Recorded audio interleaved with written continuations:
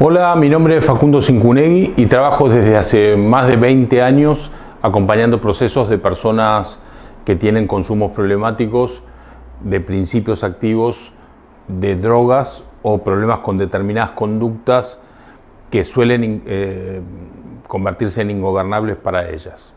Me gustaría transmitirte algo que por un lado tiene que ver con mi experiencia directa de haber tenido yo problemas con drogas de joven y por otro lado compartirte también mi experiencia profesional de más de 20 años de trabajo ininterrumpido en el área y en el campo de los tratamientos por drogas. Seguramente si participaste de algún grupo de alcohólicos anónimos o hiciste un tratamiento por adicciones en algún centro, escuchaste que si tu experiencia con las drogas se había vuelto problemática en algún momento de tu consumo, te habías convertido en un enfermo, que en principio tenías una enfermedad involuntaria, que es crónica y por lo tanto no tiene cura. Debes haber escuchado también de que solamente podés controlarte mediante tratamiento de por vida, ya sea yendo a los grupos de alcohólicos y narcóticos anónimos, que son espacios de por vida, que se recomienda que los hagas siempre, o haciendo mantenimiento una vez que terminaste un tratamiento tradicional. Si te quedas a escucharme, te voy a demostrar que esta mirada te condiciona al punto de no permitirte que te transformes, ¿sí? Que no ayuda a que construyas una vida diferente y lo peor de todo, te va a hacer vivir como si fueras alguien débil, que fueras diferente a los demás, que necesitaras tratamiento de por vida porque nunca vas a curar esa enfermedad que tenés. Si te quedás también voy a mostrarte dónde están las contradicciones de este discurso, que es el que predomina en todas partes del mundo, donde la adicción se presenta como una enfermedad crónica del cerebro. Corto como a largo plazo, sobre todo que en el consumo se afecta mucho esa memoria a largo plazo. Primer punto, cambia de inmediato la estructura cerebral, por eso es una enfermedad. Segundo, es crónica con tendencia a la recaída, parecida a la diabetes, a la hipertensión, y es muy interesante tener en cuenta que puede ser controlada, pero no curada. Ay, Juan Camilo, ¿no curada? Sí, no curada. Vamos a empezar y entonces te voy a contar un poco mi historia de niño, donde tuve algunos problemas de conducta acompañados con un déficit de atención que me diagnosticaron en aquellos años de niñez. Mis padres me mandaron a un colegio pupilo en el que estuve como 2 años y medio y después comencé a los 13 años a relacionarme con las drogas. Aunque podría decir que mi primer dealer fue el médico que me recetó Ritalina para ese déficit de atención que tenía, la verdad es que después tuve otros dealers, ¿sí? Otros psiquiatras me dieron litio para mi otro trastorno, otro diagnóstico de bipolaridad en mi juventud. Ahora, más allá de estas drogas prescriptas por profesionales, mi primer contacto con las drogas por mi cuenta fue primero con el tabaco, que empecé a fumar, y después pasé a consumir otra droga legal como es el alcohol. A ver, ya en mi adolescencia, habiendo consumido alcohol y tabaco, empecé a tener algún contacto con drogas de estatus ya ilegal, como son la marihuana, y unos años más tarde agregué, más grande ya, cocaína y todo tipo de estimulantes, experimenté todo tipo de drogas, la ketamina, el LSD, las anfetaminas y algunas más. Mi primer tratamiento para el tema de drogas fue en comunidad terapéutica. Me internaron a los 17 años en el año 87 y viviría a partir de ahí un recorrido que estaba marcado por aquello que había escuchado desde tan temprana edad. Sos un adicto, eso significa que tenés una enfermedad que es incurable y que se llama adicción. Tu vida va a ir bien siempre y cuando no vuelvas a vincularte con ningún principio activo de una droga, incluido obviamente el alcohol, que es una droga.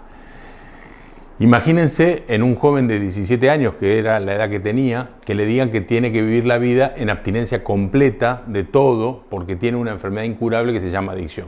Bueno, mi vida de esos años de juventud hubieran sido seguramente otra juventud si me hubieran acompañado desde otro lugar.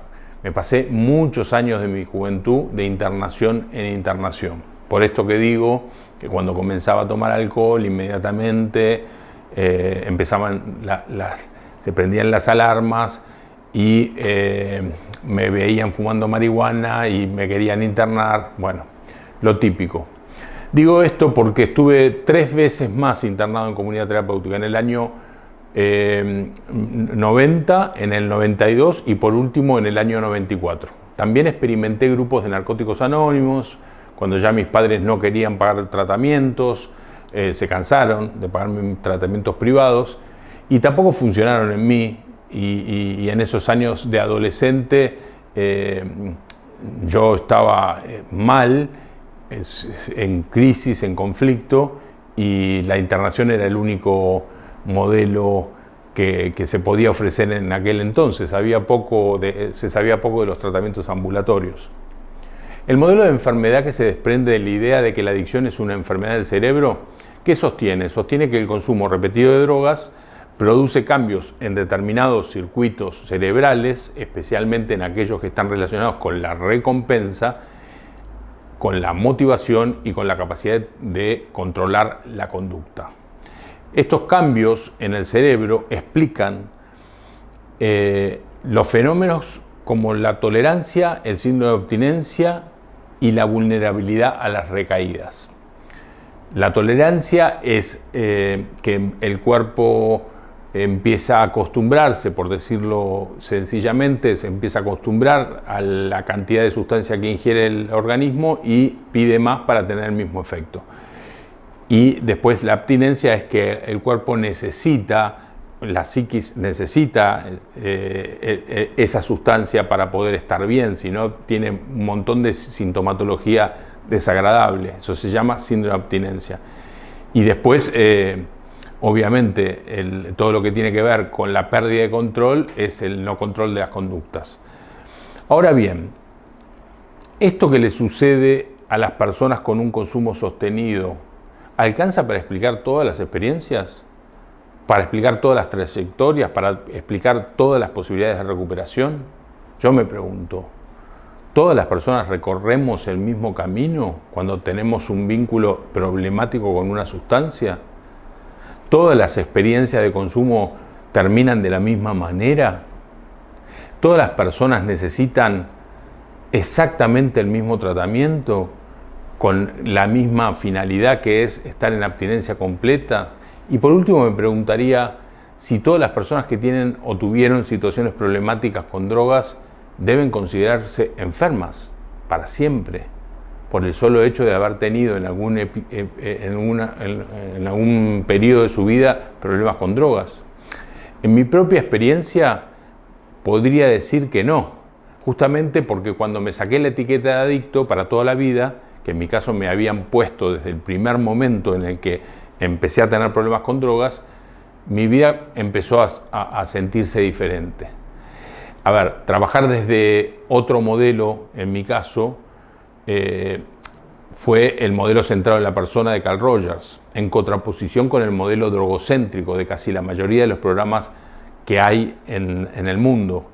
Y para mí eso hizo la gran diferencia. Dejé la etiqueta de adicto, ese adicto para siempre que justamente reforzaba y casi justificaba mi conducta. Si tengo una enfermedad no hay responsabilidad de mis constantes frustraciones por consecuencias directas provocadas por mi consumo de drogas, porque soy un adicto de por vida, por lo tanto hay justificación. Yo siempre digo que si lo mío no hubiese sido una enfermedad, yo tenía que estar ahorcado, porque había sido un tirano, sobre todo conmigo.